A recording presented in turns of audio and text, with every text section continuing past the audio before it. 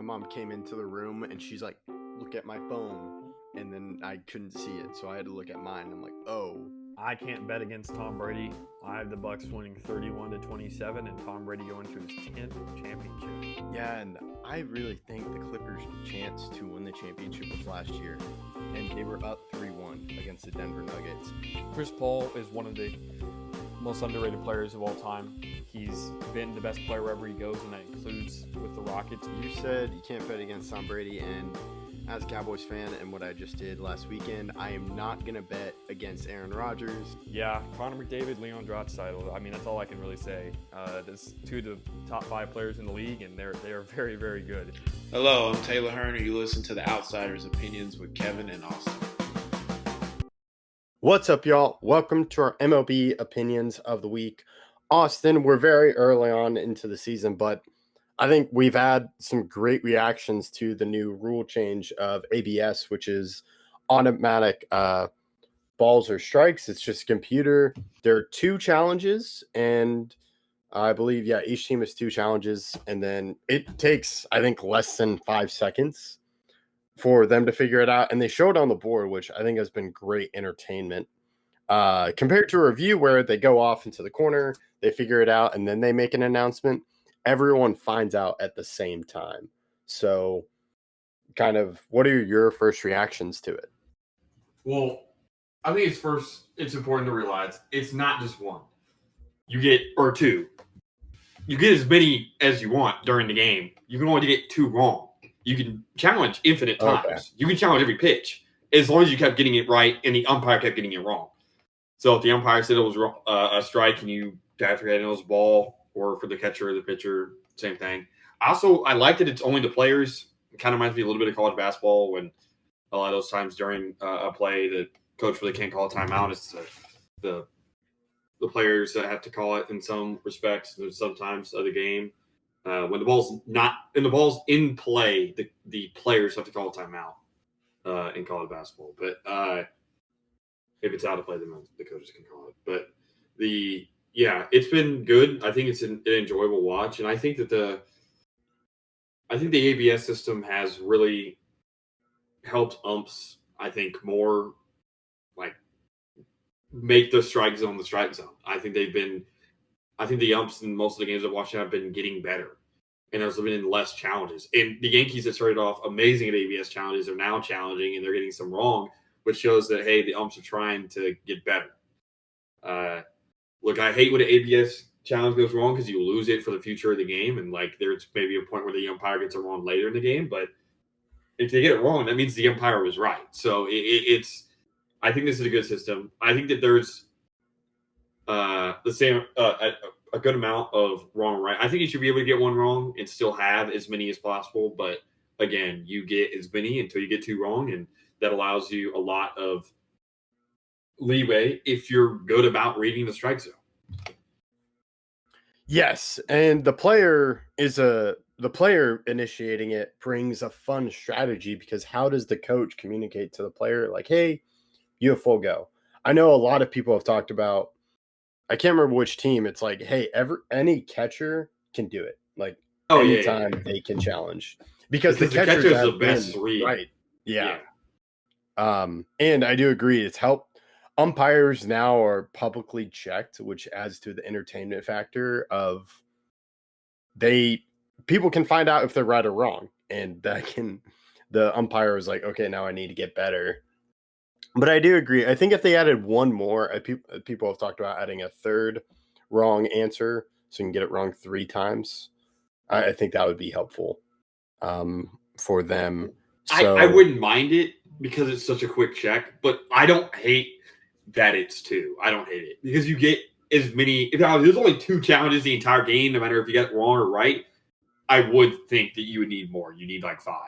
But like the fact that you're rewarded with reading the strikes, just as like the umpire, I don't think you should get more leeway than the umpire, really. And so, like, if you think the umpire got it wrong, prove it, and you get full chance to prove it. And if you do, you get to do it again. But if you get it wrong twice, I mean, it's the opposite. You would have thought that was a ball, or you would have thought it was a strike if you were the umpire. and we always get on the harp on the umpire for being wrong. I think that same thing goes both ways. Now, I wouldn't be against it going to 3, but I do want it to stay a relatively small amount because the game, I think, should still have the human impact. I used to think it should be called by computers, but now it's skill involved. You have to know what a strike is, like the actual strike zone. There's one problem with the current ABS system, Kevin. Do you know what that is?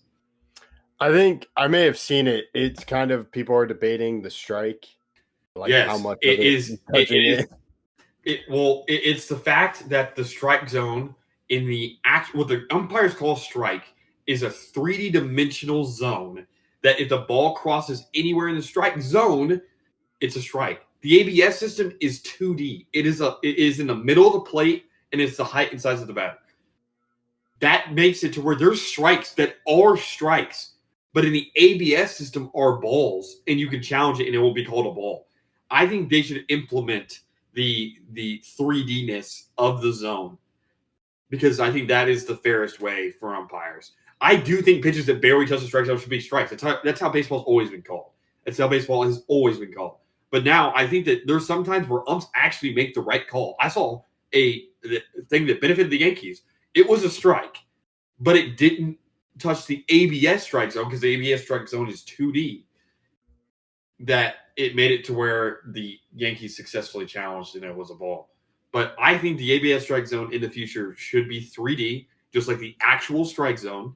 And then any ball that goes in it goes in. This is what doesn't make much sense. The strike zone is a zone. If it touches the strike zone, it's a strike.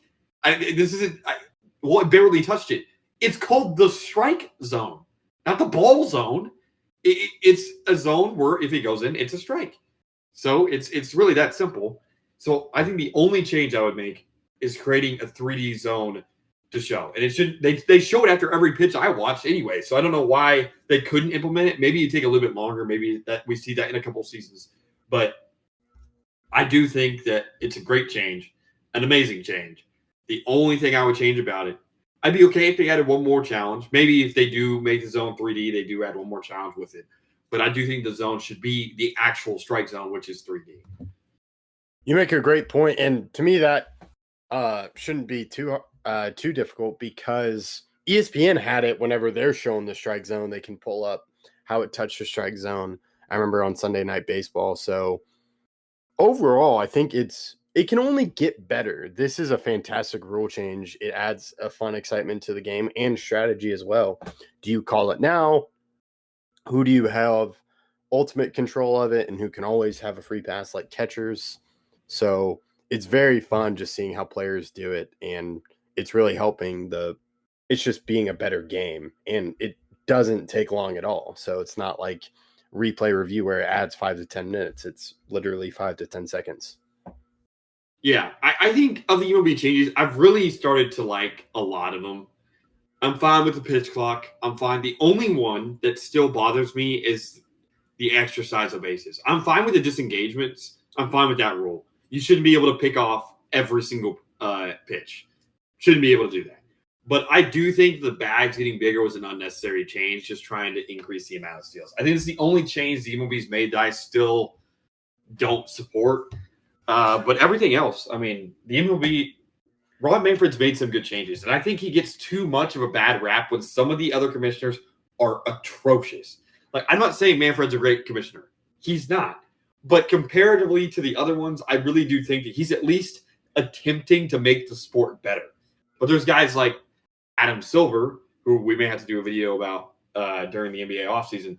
I think every change he's made has made the league worse, in my opinion. And I don't know a single change I'm like, I like that more than it used to be. Well, Manfred has made some good changes and actually changed my mind. I didn't initially like the pitch clock. I think the pitch clock's been a good change. I didn't initially like the disengagement rule. I think that's a good change. The only rule that I still disagree with, because I did disagree with those initially, but I still disagree with is the size of the bases. I think the bases should be the initial size. I don't think you need to add those. The disengagement already gives the advantages to the runner because you only have 3 disengagements. And on that third disengagement, if you don't get him out, he gets the next base. So that's the only thing that I see different. They're never going to change that back, I don't think. But I think that's the only change I can think of off the top of my head that I didn't like. So I kudos to Manfred. We've had a lot of conversations regarding how good of a commissioner he is, and the changes haven't been perfect. I'm not gonna act like they have been, but he is at least attempting to make the sport better, and I can applaud him for that endeavor. Yes, he's someone that he had a tough challenge with baseball and a lot of people not watching it. And these changes have all been used to attract more viewers. And I think that has happened. It's made it fun with the pitch clock, shorter amount of time. Then you have the ABS system, which just makes the game better and reduces the amount of errors that you can see throughout a game.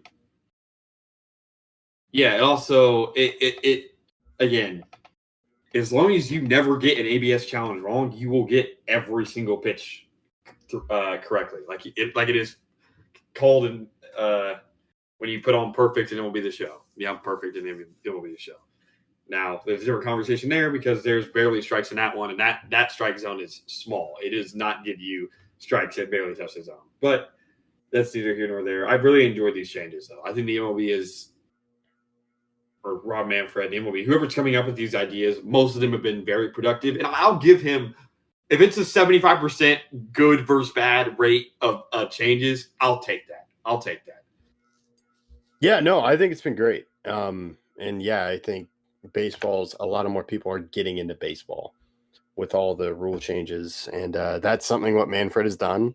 Doesn't mean he's always perfect, but it's a good amount. And these changes were risky, but it's worked out. Yeah. And I think we've harped on him a lot in the past. So I wanted to give him a little bit of, I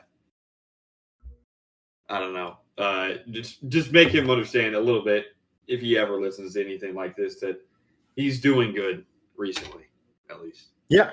And he's also navigated the kind of small market teams and just the whole MLB TV, that streaming issue that's been affecting. Yeah, and those are hard issues to stomach. I mean, I don't really know. People act like with some of these issues do have easy fixes. Like we talked about NBA with the play-in, just don't have it. That's simple. It's not like rocket science. But to fix these TV deals, it's a little bit harder than people think because the MLB are not the only party that actually benefits from it.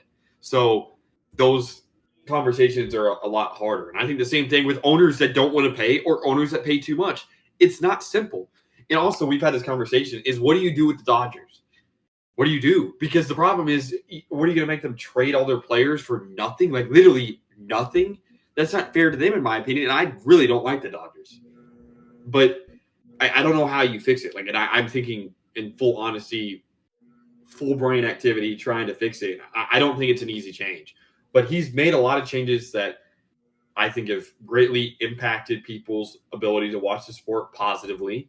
And I think that baseball has really taken over a little bit more of the audience of the U.S. and outside of it because of these changes. Yeah. And yes, he's got more issues. And then a big part of like baseball is coming up. There is the work stoppage that could happen this offseason. So that's something Manfred will have to navigate. So he's not completely out of the woods yet, but I do agree with you. He does deserve some credit as a lot of these rule changes have made the game super fun. Yeah, I completely agree. So that concludes our thoughts on this issue. We appreciate you listening to Outsiders Opinions.